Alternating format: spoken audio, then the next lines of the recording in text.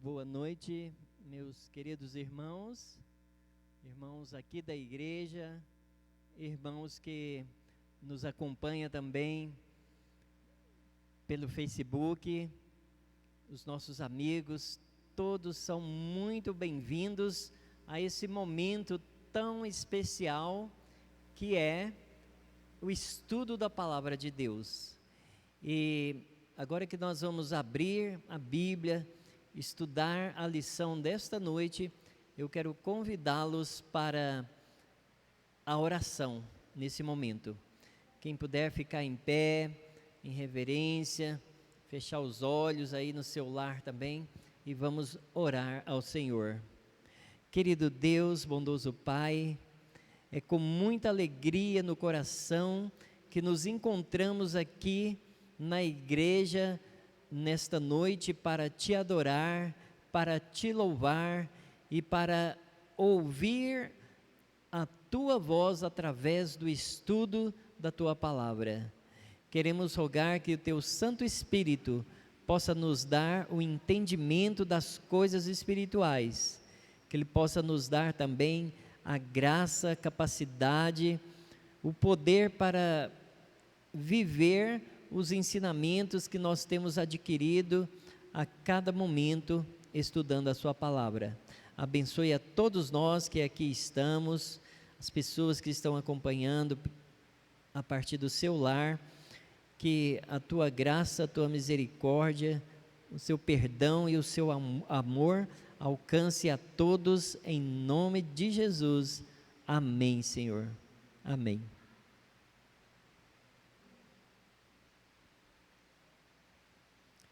Muito bem, vamos dar continuidade ao estudo que está sendo realizado a cada culto de domingo à noite. Hoje nós vamos estudar um assunto muito importante, creio que todos são importantes, mas esse de hoje ele é muito especial. Ele fala sobre o dom de profecia. E quando nós falamos em profecia, quando ouvimos ou quando pensamos nessa palavra, imediatamente nós pensamos em predições, pensamos no futuro, pensamos às vezes até no fim do mundo, no apocalipse.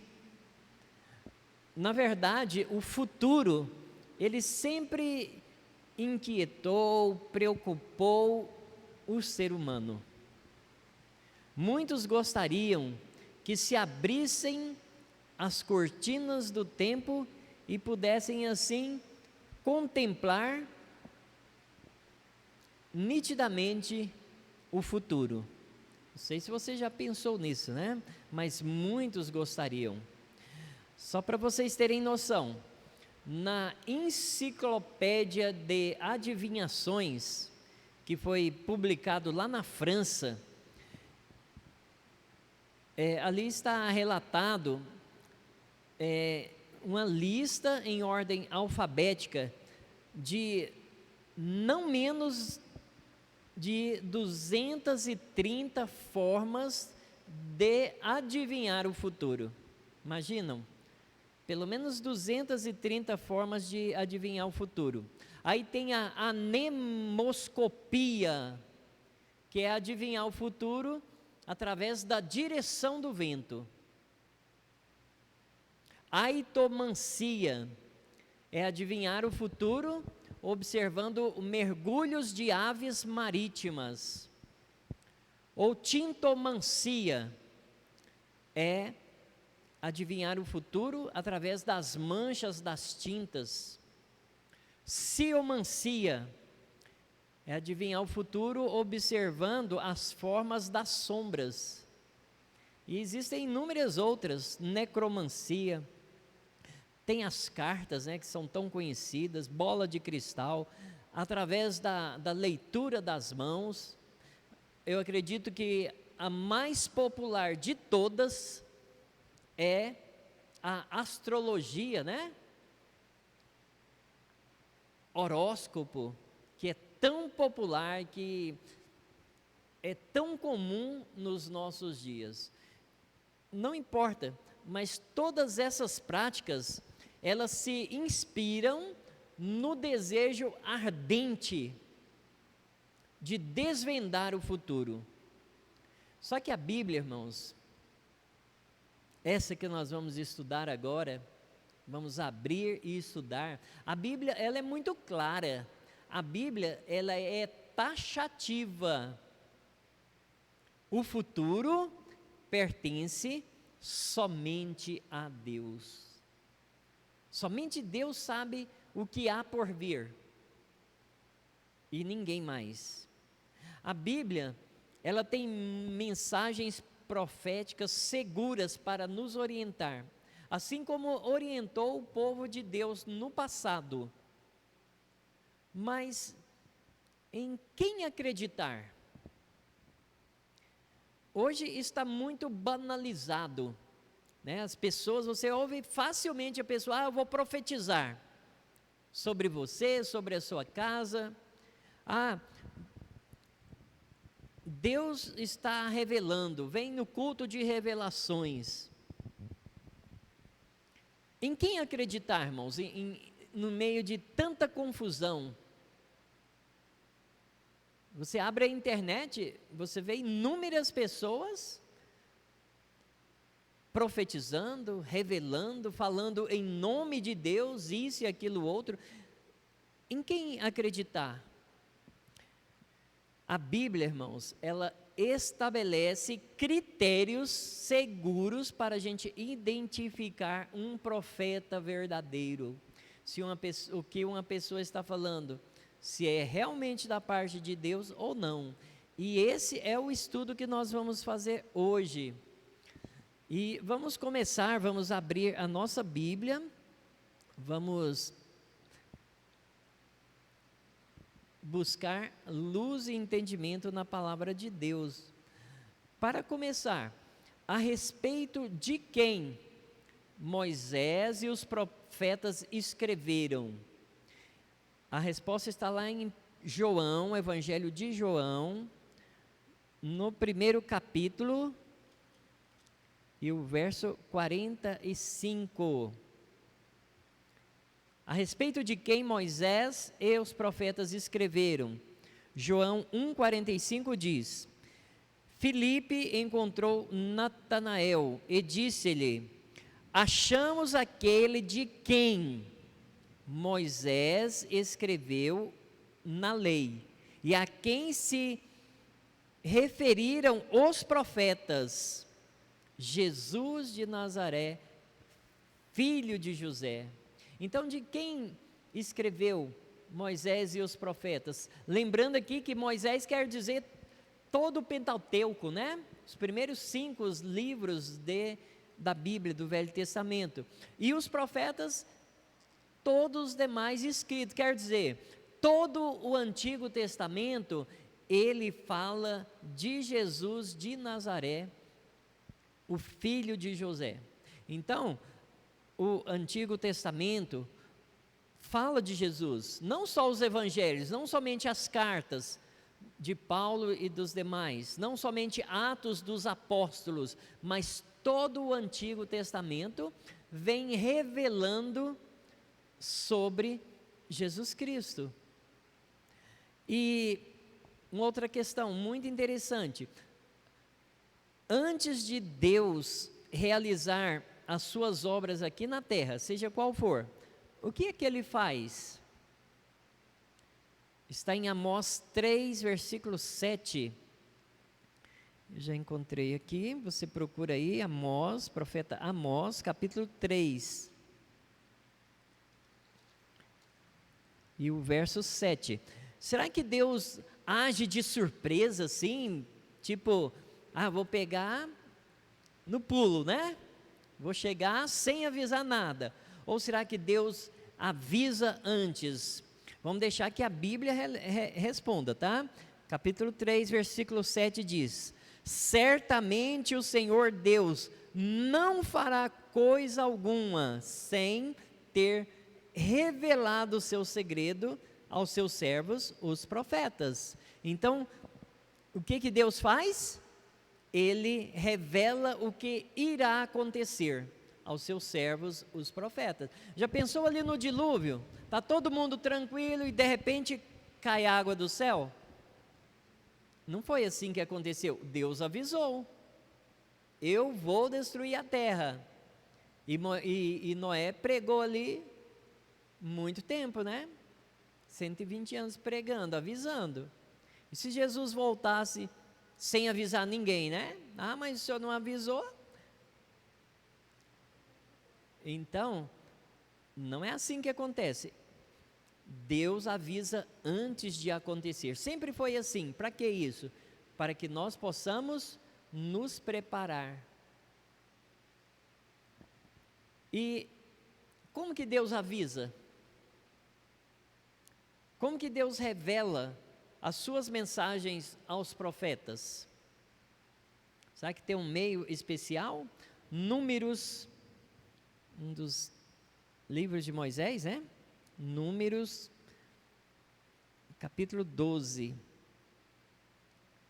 Fica aí antes de Deuteronômio, que nós estudamos na escola sabatina, né? Números 12,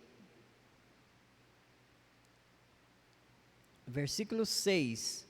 Como que Deus revela? Ele disse: ouve agora as minhas palavras. Se entre vós há profeta, eu, o Senhor, em visão a ele me farei conhecer, ou em sonhos falarei com ele. Então, como é que Deus revela as suas mensagens aos profetas? Através das pessoas por aí, qualquer um? Ou por meio de sonhos e visões? A Bíblia é clara na resposta, não deixa dúvida. Através de sonhos e visões especiais, tá? É bom deixar isso claro. Através de sonhos específicos, especiais, Deus revela a sua mensagem para o seu povo. Deus instrui o seu povo dessa forma. Não é qualquer sonho que você tem aí. Eu sonhei que eu estava na beira do mar. O que significa isso? Né? Eu sonhei que minha casa pegou fogo. Deus não está querendo falar com você através disso. Tem muitos sonhos comuns, mas Deus, quando Ele quer transmitir uma mensagem, Ele dá um sonho, uma visão específica, como deu para José, para Daniel e para tantos outros. Então não se perturbe por causa de algum sonho que você teve, tá? É normal acontecer isto. E qual é o propósito de Deus quando Ele chama um profeta? Quando Deus levanta um profeta, qual o objetivo? Vamos ver o que a Bíblia diz lá em Oséias, já está bem mais lá na frente. Jeremias, Ezequiel, Daniel e aí vem Oséias, capítulo 12, o versículo 13. O que ele diz? O Senhor, porém, por meio de um profeta, fez subir a Israel do Egito, e por um profeta foi ele guardado. Olha só, a função especial de um profeta. Para que Deus chama um profeta? Para revelar o futuro? Só para falar o que vai acontecer lá na frente? Não teria muito sentido, né? Não. Deus estabelece, Deus levanta, Deus chama um profeta para conduzir e guardar o seu povo, para orientar, para dar instruções. É um líder espiritual, não simplesmente um revelador do futuro. Às vezes ele nem faz isso, mas guiar o seu povo, orientar o povo, ali estando junto, esse é o papel do profeta. Um profeta, ele, especialmente, ele fala em nome de Deus. Isso é ser um profeta, é falar em nome de Deus, e não necessariamente revelar o futuro. Tá bom? E vamos já, parece que estamos dando um pulo, né? Mas vamos fazer uma ligação aí. De tudo isso que nós já vimos até agora, vamos ver quais são duas características especiais da igreja adventista do sétimo dia. E o que ela tem a ver com o que nós estamos estudando, né? Apocalipse, capítulo 12.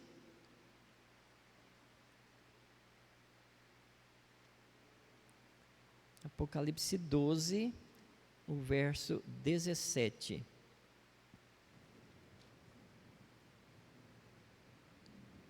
Olha aí, duas características da igreja. Então o dragão irou-se contra a mulher. Mulher aqui no Apocalipse significa igreja, né? Irou-se contra a mulher, contra a igreja, e foi fazer guerra aos seus demais filhos. Os que, olha aí, agora responde, né? As duas características. Os que guardam os mandamentos de Deus e mantêm, ou os que têm o testemunho de Jesus. Essas são as duas características da igreja. Guarda os mandamentos de Deus e tem o testemunho de Jesus. Ora, os mandamentos de Deus são todos os mandamentos de Deus, e não alguns, não os que você prefere, não os que a sua igreja ensina, mas o que a Bíblia ensina. Todos os mandamentos de Deus, em particular os 10 mandamentos. Essa é uma característica da igreja adventista. Nem todas as igrejas guardam todos os mandamentos de Deus, mas a igreja adventista guarda. E o outro é ter o testemunho de Jesus. Mas o que é ter testemunho de Jesus? Não sou eu que vou responder, não sou eu que vou falar. É a próxima pergunta e nós vamos ler na Bíblia, né? O que é o testemunho de Jesus? Também está em Apocalipse 19, 10. Vamos ler? O que é o testemunho de Jesus? Então me lancei aos seus pés para adorá-lo, mas ele me disse: olha, não faças isso, sou conservo teu e teus irmãos, que têm o testemunho de Jesus. Adora a Deus, pois o testemunho de Jesus é o espírito de profecia. A Bíblia é muito clara em responder.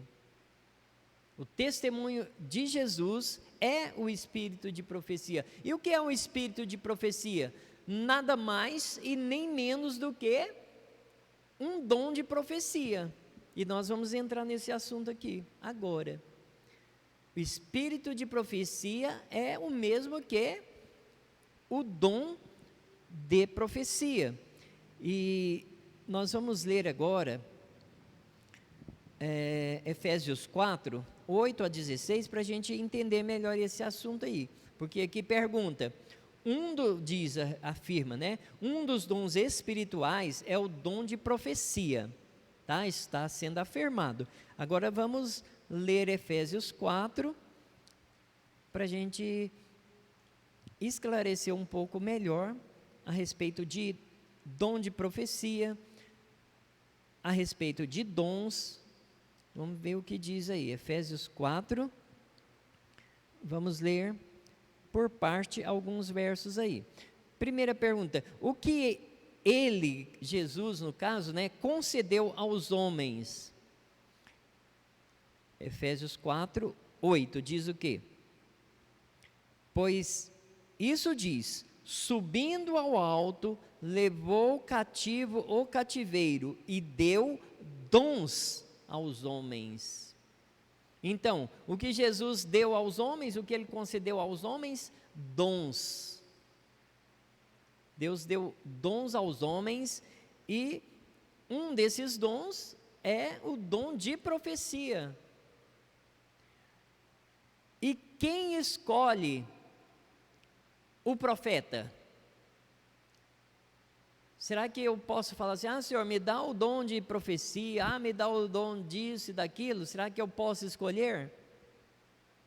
Quem é que escolhe o profeta, no caso? O versículo 11, olha o que diz lá, 4:11, e Ele mesmo deu uns para apóstolos, e outros para profetas, e outros para evangelistas, e outros para pastores e doutores.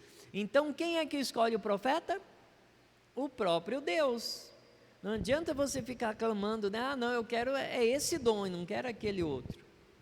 Eu quero esse dom. Não, é Deus quem determina. Esse vai ser profeta, esse vai ser doutor, esse vai ser evangelista. Deus, o Espírito Santo, né? Ele dá liberalmente os dons aos homens, Ele mesmo é quem escolhe. E para que é dado, no caso, o dom de profecia, ou a gente poderia aplicar até qualquer outro dom, né? Por que Deus nos dá os dons? Por que Deus dá o dom de profecia? É para você profetizar sobre as pessoas, para revelar a vida das pessoas? Vamos ler nos versos 12 a 14.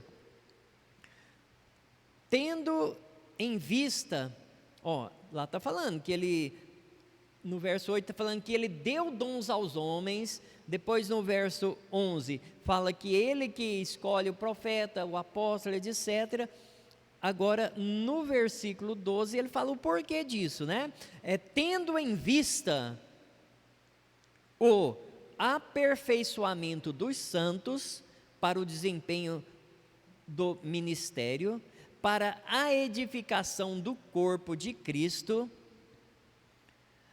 até que todos cheguemos à unidade de fé e do pleno conhecimento do Filho de Deus, à perfeita varonilidade, à medida da estatura da plenitude de Cristo, para que não sejamos mais meninos inconstantes, levados ao redor por todo vento de doutrina, pelo engano dos homens que com astúcia induzem ao erro. Olha que coisa bonita, né, irmãos? Esclarecedora.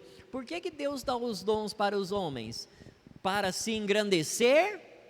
Eu sou um profeta, eu sou isso e aquilo.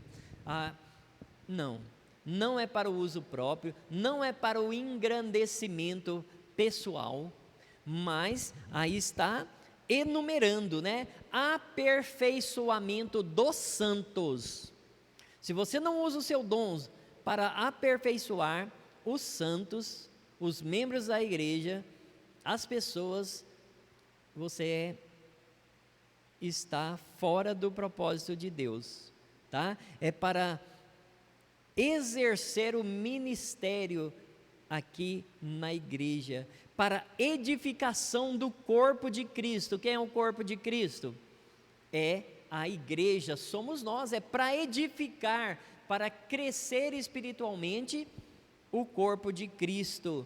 E para que mais? Olha que coisa interessante. Para que mais é dado o dom de profecia? Para que nós não sejamos como os meninos inconstantes, levados por todo o vento de doutrina, por engano, falsos ensinamentos, por heresias. E é por isso que Deus nos dá o espírito de profecia, para que nós não sejamos induzidos ao erro. Olha como Deus é bondoso conosco, né, irmãos? Prepara tudo. E de que modo a verdade e o crescimento devem ocorrer? Os versos 15 a 16 diz: antes, seguindo a verdade em amor, cresçamos em tudo naquele que é o cabeça, Cristo, do qual todo o corpo, bem ajustado e ligado pelo auxílio de todas as juntas, segundo a justa operação de cada parte, faz o seu próprio aumento para edificação de si mesmo em amor. A verdade por si só, irmãos, a verdade nua e crua, ela é dura, ela dói e às vezes ela machuca, né? É a verdade, lógico. Mas aqui Deus está falando para a gente seguir a verdade em amor. Era o método de Cristo. Ele falava do erro das pessoas, falava dos pecados das pessoas, falava, mas ele jamais ofendeu uma pessoa de forma ríspida, né, usando a sua palavra, mesmo falando a verdade. Ele tinha essa consciência, ele falava a verdade em amor. E assim que nós devemos crescer em Cristo, em amor, edificando em amor. Então, essa palavrazinha, ela é uma palavra-chave. Em tudo na igreja, amor é uma palavra-chave e ela deve estar em tudo. O amor é a base do crescimento. O amor é a base da religião verdadeira. Se não tivermos amor, nada mais serve. E vamos adiantando aqui, né? A pergunta 8, para quem acompanha a lição, né? O que disse Cristo que haveria nos últimos dias? Mateus 24, 24. É um verso bastante conhecido de muitos, né? Vamos conferir aqui. Jesus, que conhece todo o futuro, né? Conhece o passado, o presente, o futuro. O que ele diz que haveria nos últimos dias, assim, de uma forma muito abundante. Mateus 24, 24. Pois aparecerão falsos cristos e falsos profetas, e farão tão grandes sinais e prodígios, que, se possível fora, enganariam até os escolhidos. Olha só, né, irmãos? Jesus Cristo falou que nos últimos dias iam surgir muitos falsos cristos, muitos falsos profetas, e fazendo tão grandes sinais, ensinando tão bem, falando assim com tanta eloquência, de uma forma tão convincente, né? Que, se possível, ia enganar os próprios escolhidos. Irmãos, hoje, mais do que nunca, eu falo aqui para os irmãos da igreja, os amigos que nos acompanham também, olha, se nós não estudarmos e não conhecermos bem a palavra de Deus, nós não temos segurança nenhuma. O que pode nos ajudar a nos livrar dos enganos, das falsas doutrinas, dos falsos profetas, é conhecendo a palavra de Deus. Não tem outro caminho, e nós temos que fazer isso, conhecer a palavra de Deus, estudar a palavra de Deus. Por exemplo, uma coisa que é muito interessante, como que a Bíblia nos ajuda nessa questão? Será que ela dá algumas características dos falsos profetas, dos verdadeiros profetas? Como que eu vou saber, né, que uma pessoa que está falando, se é certo ou errado, se é verdadeiro ou é falso? O que eu estou estudando aqui com vocês, será que eu estou falando a verdade ou não? Como você pode saber disso? Só tem uma forma. Há algumas características do profeta verdadeiro. Vamos ver apenas algumas aqui. Primeiro João, primeira carta de João, está lá quase no final da Bíblia, capítulo 4, 1 João 4, os versículos 1 e 2. Até o título aí fala, provai os espíritos, né? Verso 1 e 2. Amados, não creais em todo espírito, mas provai se os espíritos vêm de Deus. Espírito, no caso aí, são as pessoas que estão falando em nome de Deus, né? Porque já muitos falsos profetas têm surgido no mundo. Aí agora ele fala de uma forma mais clara ainda, né? Não acreditem em todos, por quê? Porque muitos já apareceram pelo mundo e eram falsos profetas. Nisto conheceis o Espírito de Deus. Todo espírito que confessa que Jesus Cristo veio em carne é de Deus.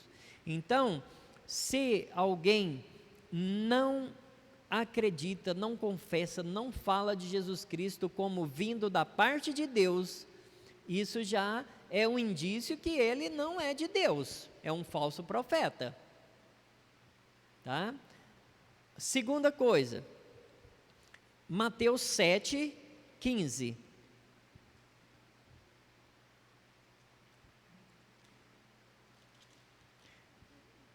Mateus 7:15 e 16, outra característica: cuidado com os falsos profetas, que vêm até vós disfarçados em ovelhas, mas por dentro são lobos devoradores. Pelos seus frutos os conhecereis. Colhem-se uvas dos espinheiros ou figos das ervas daninhas? Será que é possível isso? Não é. Pelo tipo de fruta você conhece a árvore. Pelas ações, pelas atitudes, pelas palavras das pessoas, você pode saber o que tem dentro do coração dela. Pelas predições, pelas revelações, você pode saber se um profeta é falso ou verdadeiro.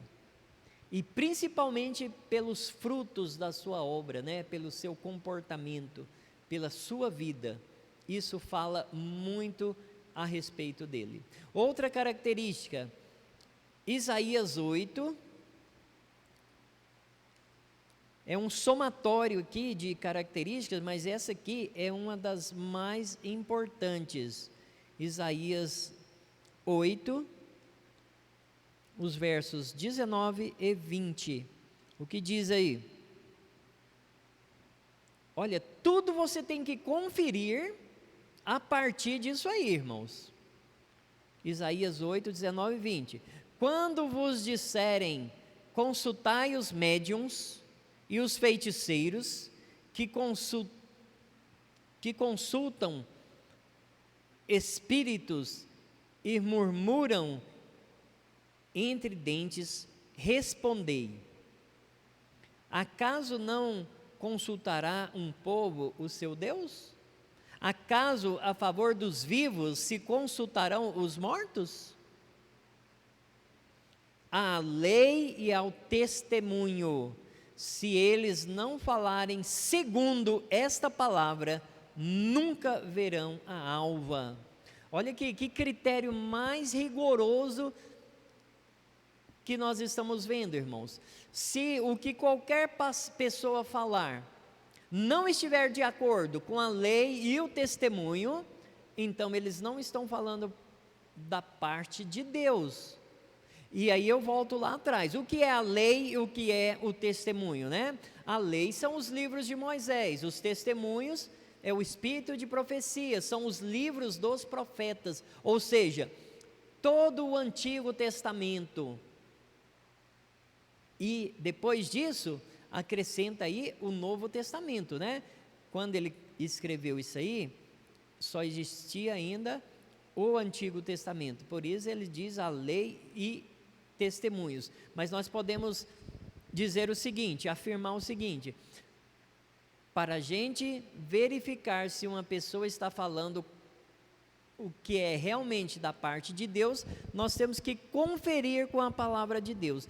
Um profeta, ele jamais irá contradizer a palavra de Deus, ele não pode ir contra a palavra de Deus já escrita, já revelada, já anunciada por muitos e muitos tempos. Ele não pode ir contra isso. E mais uma característica, a última, né? Existem outras que você pode pesquisar, mas nós vamos ver mais uma. Deuteronômio, voltando lá atrás, Deuteronômio 18. É o 5º livro do Pentateuco, nós estudamos recentemente, né? Um livro maravilhoso. Deuteronômio 18, os versos 21 e 22. O que diz aí? Qual é essa característica? Se disseres no teu coração, como conheceremos a palavra que não procede do Senhor? A Bíblia mesmo está fazendo essa pergunta, né? Como conheceremos uma palavra que não procede da boca do Senhor? Aí ele responde: quando o tal profeta falar em nome do Senhor, e o que disse não acontecer, nem se realizar, essa palavra não procede do Senhor.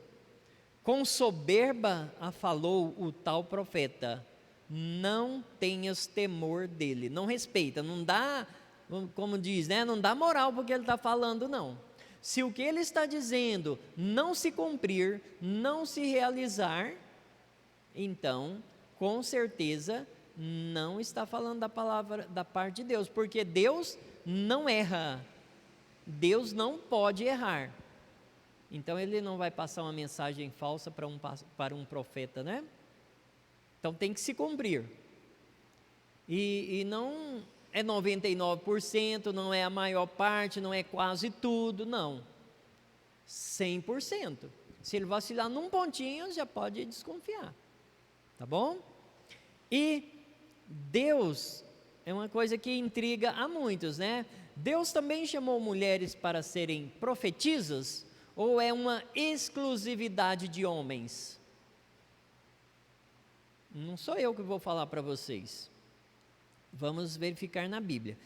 Nós já estamos aí em Deuteronômio, depois vem Josué e logo vem Juízes. Vamos em Juízes capítulo 4, o versículo 4. Vou dar só 2 exemplos aqui para vocês, é o suficiente, né? Juízes 4:4 diz: Débora, profetisa, mulher de Lapidote, liderava Israel nesse tempo. Qual era o ofício de Débora? Era uma mulher profetisa. Então Deus chama ou não chama a mulher? Chama. Poderia até ser menos, né? Por algumas circunstâncias, mas não é exclusividade masculina. Vamos lá para o Novo Testamento, Lucas 2:36. Você viu que forma bonita, interessante e correta de estudar a Bíblia? A gente não pode pegar um versinho só e fazer dele, né, uma doutrina. Nós temos que ir em toda a Bíblia, aquilo que está falando daquele assunto, e aí fazer um apanhado geral e formar um corpo de doutrinas. Agora nós estamos lá em Lucas, né, capítulo 2, versículo 36, olha o que diz: estava ali a profetisa Ana. Pronto, acabou, né? Já respondeu. Estava ali a profetisa Ana, filha de Fanuel, da tribo de Azer. Esta era avançada em idade e tinha vivido com o marido 7 anos desde que se casara. Olha, aqui está falando de outro exemplo de mais uma mulher que foi profetisa também. E tem outros exemplos na Bíblia, tá? Então Deus sim pode chamar mulheres para esse ofício. E a nossa última pergunta, última consideração desta noite: qual é o segredo para a nossa segurança, para a nossa prosperidade? Eu vou dizer assim, para a nossa segurança e prosperidade pessoal, particular como pessoa, e para a igreja de uma forma coletiva também. Qual que é a nossa segurança? Qual que é o segredo para isso? Só existe um segredo. Vamos voltar lá no Velho Testamento, 2 Crônicas.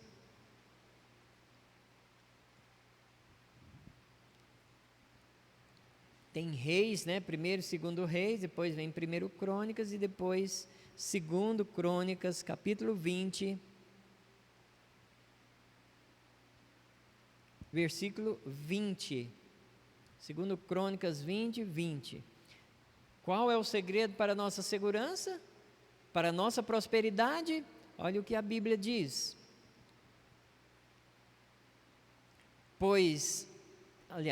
Pela manhã cedo, levantaram-se e saíram ao deserto de Tecoa. Saindo eles, Jeosafá pôs-se em pé e disse: ouvi-me, ó Judá, e vós, moradores de Jerusalém, crede no Senhor, o vosso Deus, e estareis seguros. Crede nos seus profetas, e prosperareis. Esse é o segredo, irmãos. Essa é a segurança, é a prosperidade que nós podemos ter. Crer no Senhor e nós vamos estar seguros. Se nós cremos em Deus, nós vamos estar seguros. Se nós acreditarmos nos seus profetas, nós vamos prosperar. E aqui, irmãos, eu quero fazer um esclarecimento, que não é um prosperar financeiro, que tanto se prega, tanto se fala por aí, né? As pessoas estão tão apegadas, tão voltadas para as coisas desse mundo, que só de ouvir essa palavra já pensa em quê? Dinheiro, ter uma grande empresa, ter um grande negócio e por aí afora, né? Ter uma fazenda, ter carro, ter propriedades. Irmãos, vamos com calma, vamos devagar, né? Crede nos seus profetas e prosperarei. O que é prosperar? É crescer, é melhorar, né? E nós podemos prosperar como? A nossa saúde física, podemos prosperar na nossa saúde emocional, mental, podemos prosperar nos nossos relacionamentos, a nossa família. Podemos sim prosperar economicamente também, intelectualmente. Podemos sim, podemos, mas não é uma exclusividade. Deus não está prometendo isso em lugar nenhum na Bíblia, que vai te fazer rico, que vai te fazer prosperar economicamente, não. Aí está falando prosperar num todo. Ali nesse caso aqui, se você ler, Jeosafá vence a seus inimigos. Foi nesse contexto aqui que ele estava falando: olha, crede no Senhor e vocês vão estar seguros contra os inimigos. Crede nos seus profetas e vocês vão prosperar, vocês vão vencer os inimigos, vocês vão sair vitoriosos.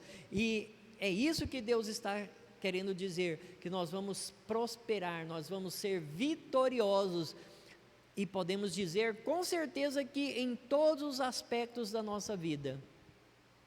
Então, nós temos que fazer um compromisso de fé, irmãos, baseado nesse versículo aqui. Crer em Deus, crer nos profetas que Ele enviou, crer nos escritos dos profetas, porque aí a nossa vida vai ser abençoada em todos os sentidos. Jesus, Ele falou assim: olha, eu vim para que tenham vida e tenham em abundância.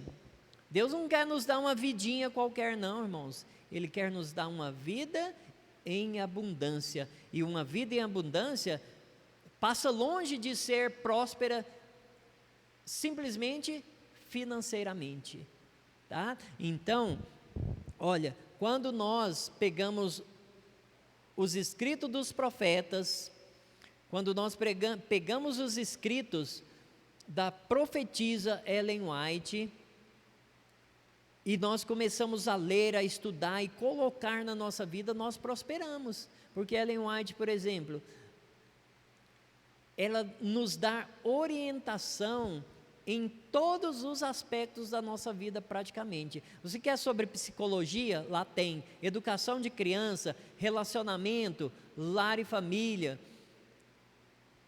Praticamente para tudo você encontra orientação ali. E se nós seguirmos essas orientações, nós vamos prosperar. Profecia hoje é uma coisa, revelação é algo que está muito banalizado. Eu vou revelar sobre a sua vida. Aí você ouve num culto aí, numa igreja, Deus está me revelando que tem alguém aqui hoje que está em adultério. Gente, para que Deus vai revelar isso? Tomem muito cuidado com revelações. A pessoa chega e fala, eu vou profetizar sobre a sua vida. Nessa semana Deus vai te dar uma bênção, vai fazer um milagre na sua vida. Tomem cuidado com essas afirmações aí, com esses tipos de profecia, com esses tipos de revelações. O que é profecia, irmãos? É a pessoa falar inspirada por Deus. Ela fala da parte de Deus, debaixo da orientação de Deus, na autoridade de Deus, no poder do Espírito Santo, trazendo uma mensagem de Deus para o seu povo. E não é para revelar que um ali está sendo traído pelo vizinho, que alguém aqui na igreja está com dor de cabeça. Gente, isso é a coisa mais possível, né, de acontecer. Então revelação não é isso, profecia não é isso, mas é uma instrução especial de Deus. Vamos acreditar nos profetas de Deus, irmãos, e as palavras dos profetas de Deus estão aqui na palavra de Deus, na Bíblia, nos testemunhos de Jesus, que é o Espírito de profecia. Que Deus possa nos abençoar e que nós possamos a cada dia ter mais e mais luz da sua palavra, como ela mesma afirma, né? Que é luz para os nossos caminhos, esse mundo tão escuro, tão confuso, tão cheio de tantos ensinamentos que a pessoa fica atordoada, né? Quem que está falando a verdade? Quem está certo? Quem está errado? Você não precisa ser enganado, a Bíblia responde tudo. Que Deus te abençoe, que Deus te ilumine, e a todos nós, em nome de Jesus, amém. Uma boa noite a todos. Vamos concluir com a oração, né? Fechando os nossos olhos, oramos ao Senhor, nosso Deus e nosso Pai. Muito obrigado por mais esse culto, por podermos abrir livremente a Tua Palavra e estudar essas tão preciosas lições, esses ensinamentos tão úteis, tão oportunos e necessários para o nosso viver diário. Ajuda-nos, Senhor, a buscar o estudo da Sua Palavra, a entender os Seus ensinamentos e nos dá a graça e o poder dos céus para viver esses ensinamentos no nosso dia a dia. Muito obrigado, nos leve em casa com segurança, debaixo da Sua proteção, em nome e por amor de Jesus. Amém, Senhor. Amém.